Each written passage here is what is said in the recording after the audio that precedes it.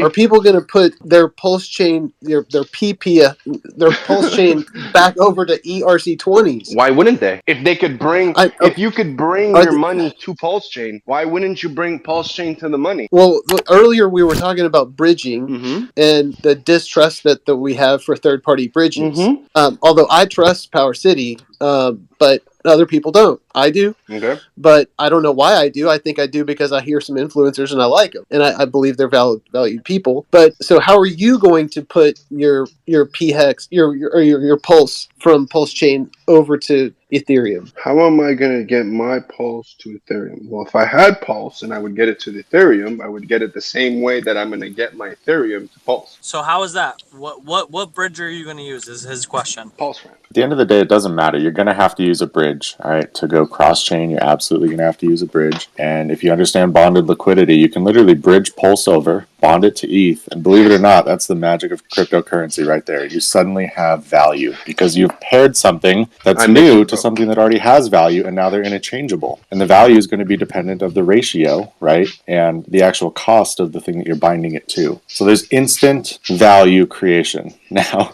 depends on how much liquidity is actually going to be there. Yeah, it's good to see you, man. It's good to hear you fucking still fighting these battles. I hear you. Oh, it's going to be beautiful. Give all the exiters their exit liquidity right away, the easiest way possible, and then just bring everyone in with the low fees, man. Yeah, man.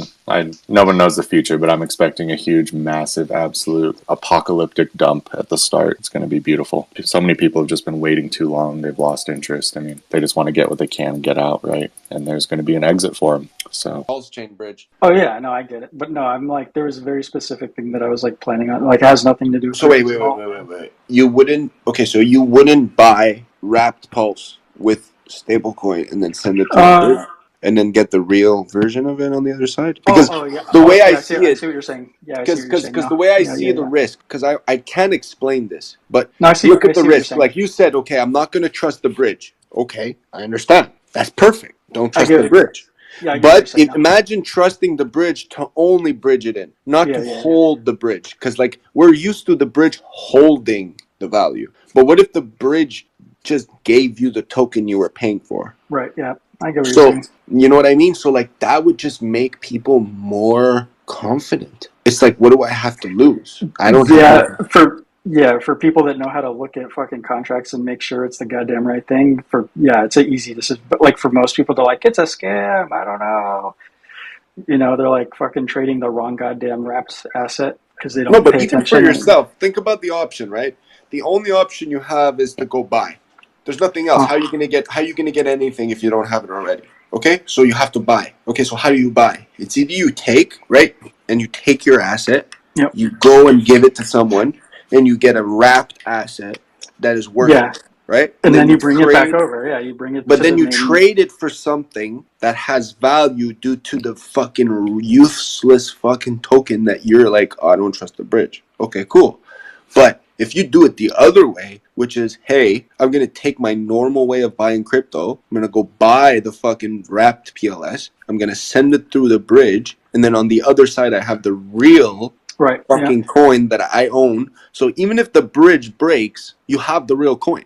You gave it the wrapped version. No, but you gave it the wrapped version. Yeah, I know. Assuming that it's the right, like, the right. Because there's going to be like 15 of these fucking wrapped. Yeah, but you have to understand that even if it's the right one, if the asset you have in Pulse Chain is the wrapped version, even if you have the right one, you're still in risk at the bridge. Yeah. But all you have the other way of risk is that you can't use the bridge no more. Yeah. This is how I'm telling you, bro. You see, this is what I was talking about way months ago, and I was like, no one wants to tell you guys the real shit. I mean, you never heard one person talk about it. No, I haven't. No, I haven't. People don't talk about it. Not even. I think it's because it's not even Richard. Yeah. Bro, I want my fucking flowers, bro, when I die, bro. Anyways, you guys are gonna see the PRC20s, man. You're gonna get your Pulse for some nice USDC while everyone bridges their coins, get wrecked with the fees. I can see it now. There's how much you think the bridge is gonna cost for some pleb to put $500, $1,000 through the bridge? Oh, you think it's gonna be $2? Fees? Oh yeah. it's gonna be $2. Watch. No, High no, grade. no, no. High grade $2. Yeah. Come on. Bro, everyone got this figured out, man. They're taking all their value at high grade and they're gonna bridge it over. Watch. You're gonna see. Everyone, and they're convinced this is exactly what everyone's been planning for. And the best part is, bro, everyone's gonna take an ERC like wrecked plebs gonna take an ERC20 over ETH because ERC20 transactions are even more expensive than ETH. And no one's holding ETH because hey, we're all told you shouldn't hold ETH. So everyone's definitely gonna pay even extra on the But if gas fees for the bridge because it's an ERC20, not ETH. So it's just going to cost more. Wow.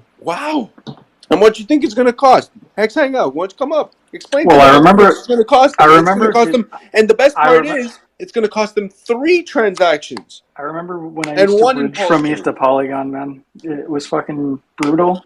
It was super. It was like I remember what between $50 to $100 to bridge use the Polygon bridge like 2 years ago, and then I had to wait like 5 hours.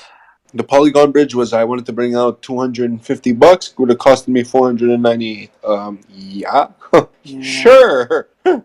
Yeah, this is why. Like that's why I'm just not thinking about any of this stuff at all. It's because just And just just because I already know just it's going to be. wait for the plebs to bring it over, pay their stupid gas fees, get wrecked, sell it, you buy it fucking cheaper. But just get ready, get your copy, and then fucking dump it before those dumbasses do, because they're gonna send their stupid copy across a bridge, and they're gonna see all their OGs dump on their heads. What? It's gonna be the funniest shit. Like $90 keep it. million of volume. $90 million of volume. We're still at 6 cents. Just think about that, bro. Yeah, that's fucking nuts. I don't know. I think the real question is like, it seems as though hex staking on Ethereum for small to mid tier players long term is basically dead now, right? So if you do want to stake hex, I mean, Pulsechain is going to be your only option unless you're a large player. Yes, no, yes and no. The Hedron and Icosa system is showing the value to send the hex staking into the Oblivion at the map, and then you have times of playing in between. So the Icosa staking actually outperforms the 30-day. So as long as we can get people to see the value in receiving Icosa, so trading their 555s for the max Icosa, then there's no more problem about, oh, it's not valuable anymore.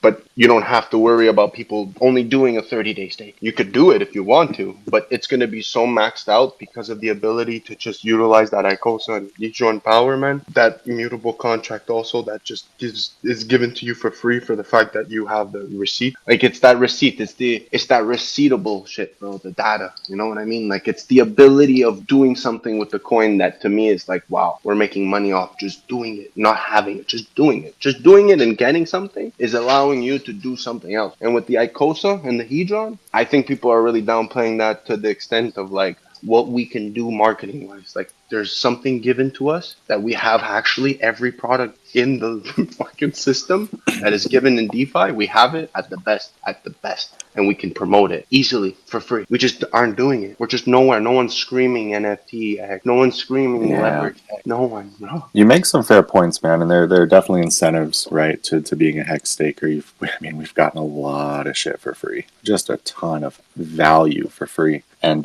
you know me, Famous, man. Back in the day, I was one of the first to do deep dives on Hedron and then Icosa, and then try to educate people about it. And I've kind of had a perspective shift. So if you don't mind, man, I'll challenge your thinking for just a minute. All right, and then you can let me know if you agree or disagree and why. Oh, please. Okay. I've been waiting for someone like this. Please. Let's do it. Yeah. So, back in the beginning when you could initially claim your bonuses on your Hedron stakes, man, if you were staked out and you had mad t-shirts, that was fantastic, right? An absolute dump of free money. Now that there's no more 10x bonus, right? Yeah, you still get some Hedron. It's still nice. Generally, it's still profitable to mint, right? Depending on your stake and how many t-shirts and how much time you've served. All right, but check this, man. I was talking to my girl and I was trying to explain Hedron to her. right? And then I tried to explain ICOSA to her, and she's fairly intelligent. You know, she knows enough about cryptocurrency to be dangerous, but she doesn't live and breathe this like most of the people in this room. And the epiphany that I had was that the complexity of just Hex alone is one of the biggest hurdles you're ever going to get. And I know we've experienced this over and over and over again trying to teach people about Hex, just Hex, right? So now you add on a derivative product and try to explain the value of that derivative product based on the value proposition of the initial thing, which is already hard as fuck to understand. Let's be honest. Like, you know, like you said, man, you didn't understand T-shares until somebody really explained it to you, right? And in the early days, nobody really knew what the fuck a T-share was, man. Like, we knew it was a thing that we got when we got a stake, and we were like, oh, they're cool. There's 10 of those things, whatever. Nobody really knew what it was, right? So trying to explain derivative complexity on top of an already complex system and mechanism, you know, with staking, with T-share appreciation, it's fucking hard, man. It is really hard. And so I've kind of reversed my view of Hedron and ICOSA. I love that it's free. I think it's fantastic that Alex has built these things on top of Hex. I want to see more of that. But at the same time, I think the likelihood of mass adoption of those derivative products is such a small subset of even the people that you can teach about Hex that the value proposition in terms of like a speculative investment is way more risky, man. So, you know, yeah, we can turn stakes into NFTs and trade them and transfer them to people, and that's fucking fantastic, man. For a gift, I love it. I absolutely love just being able to wrap a fucking stake and send it to a buddy. That's gangster. But as far as like value appreciation, I don't see a whole lot of money going into those pools. And mainly, I mean, outside of just the absolute degen speculative, you know, I'm throwing $100, see if the shit sticks on a wall type thing, the money's still going to be in Hex, man. So I don't know what you think about that, but I'd be interested to hear your thoughts after, you know, going back and forth for It a sounds year like you about just it. need to add a pretty picture to it. So I don't. Have you been? I understand what you're saying, right? Now, what I would to say to agree with you to fund myself would be that the only thing that we have to depend on is the contract, and which contract is probably better, the one that's built on top of the one, or the one that's built to build on one. So I think that maybe the Hex contract is much more safer since it built on top of a contract that is safe. So I agree with you. We have to trust the Hedron's contract at all times, and it is what it is. But recently, the way that people would assume it to go is not what actually it did behind doors. So yes, the liquidity is low, but do you know why the liquidity is low? Have you looked at the actual Hedron HSI stake